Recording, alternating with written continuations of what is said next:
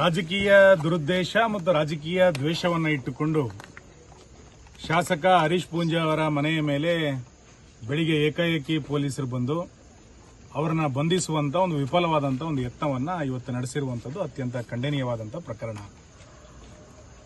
ಯಾವುದೇ ಕ್ರಿಮಿನಲ್ ಚಟುವಟಿಕೆಗಳಲ್ಲಿ ಹೆಚ್ಚು ಭಾಗವಹಿಸಿದವರ ಮೇಲೆ ಕ್ರಮವನ್ನು ಕೈಗೊಳ್ಳದೆ, ಒಬ್ಬ ಜನಪ್ರತಿನಿಧಿಯ ಮೇಲೆ ಯಾವುದೇ ನೋಟಿಸ್ ಅನ್ನ ಬೆಳಿಗ್ಗೆ ಕೊಡದೆ ಏಕಾಏಕಿ ಬಂಧನವನ್ನ 150ಕ್ಕೂ ಹೆಚ್ಚು ಪೊಲೀಸರು ಬಂದು ಮಾಡುವಂತ ರಾಜಕೀಯ ಹುನ್ನಾರ ಇವತ್ತು ಏನು ನಡೀತಾ ಇದೆ. ನಾವು ಕರ್ನಾಟಕದಲ್ಲಿ ಯಾವ ಪ್ರಜಾಪ್ರಭುತ್ವ ಇದೆ, ಯಾವ ಆಡಳಿತ ಇದೆ ಎನ್ನುವಷ್ಟರ ಮಟ್ಟಿಗೆ ಇವತ್ತಿನ ಪೊಲೀಸರ ಬೆಳವಣಿಗೆಗಳು ನಡೆದಿದೆ. ನನಗೆ ಆಶ್ಚರ್ಯ ತರುವಂತದ್ದು ಏನು ಅಂತ ಕೇಳಿದ್ರೆ, ಪಾಕಿಸ್ತಾನ್ ಜಿಂದಾಬಾದ್ ಅಂತೇಳಿ ಘೋಷಣೆ ಕೂಗುವಂತವರ ಮೇಲೆ ಎಫ್ಐಆರ್ ಅನ್ನ ಹಾಕಲಿಕ್ಕೆ 4 ದಿನ ತೆಗೆದುಕೊಂಡ್ರು. ಬಂಧನ ಮಾಡಲಿಕ್ಕಲ್ಲ, ಎಫ್ಐಆರ್ ಮಾಡಲಿಕ್ಕೆ 4 ದಿನವನ್ನ ಸರ್ಕಾರ ತೆಗೆದುಕೊಳ್ಳುತ್ತೆ.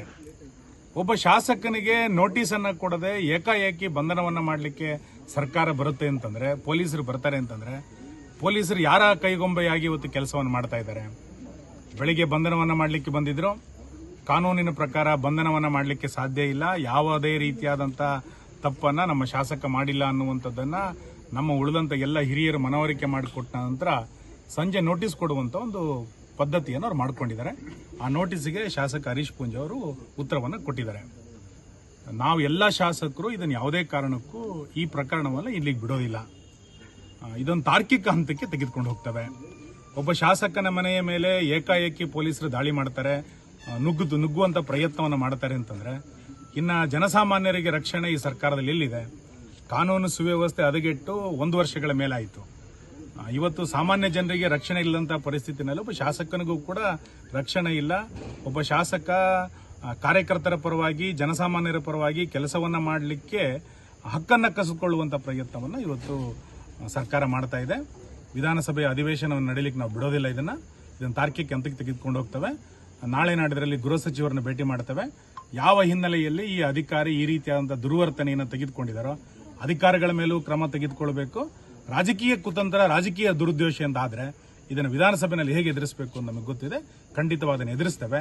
ಯಾವುದೇ ಕಾರ್ಯಕರ್ತ ಹೆದರುವಂತ ಅಗತ್ಯ ಇಲ್ಲ. ಒಬ್ಬ ಶಾಸಕನನ್ನ ಬೆದರಿಸಿ ಕಾರ್ಯಕರ್ತರನ್ನ ಪರೋಕ್ಷವಾಗಿ ಬೆದರಿಸುವಂತ ಹುನ್ನಾರ ಇದರಲ್ಲಿ ಅಡಗಿದೆ.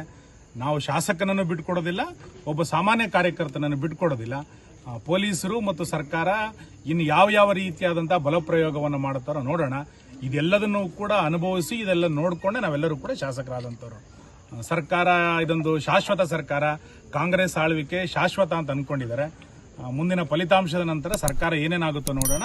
ನಂತರ ನಾವು ಕೂಡ ನೋಡ್ತೇವೆ ಇದನ್ನು ಯಾವ ರೀತಿ ರಾಜಕೀಯ ತಾರ್ಕಿಕ ಹಂತಕ್ಕೆ ತೆಗೆದುಕೊಂಡು ಹೋಗ್ಲಿಕ್ಕೆ ಸಾಧ್ಯ ಇದೆಯೋ ಆ ಎಲ್ಲ ತಾರ್ಕಿಕ ಹಂತಕ್ಕೆ ತೆಗೆದುಕೊಂಡು ಹೋಗುವಂತ ಪ್ರಯತ್ನವನ್ನ ಬಿಜೆಪಿ ಶಾಸಕರು ಒಟ್ಟಾಗಿ ತೆಗೆದುಕೊಂಡು ಹೋಗಿ ನಾವು ಮಾಡ್ತೇವೆ.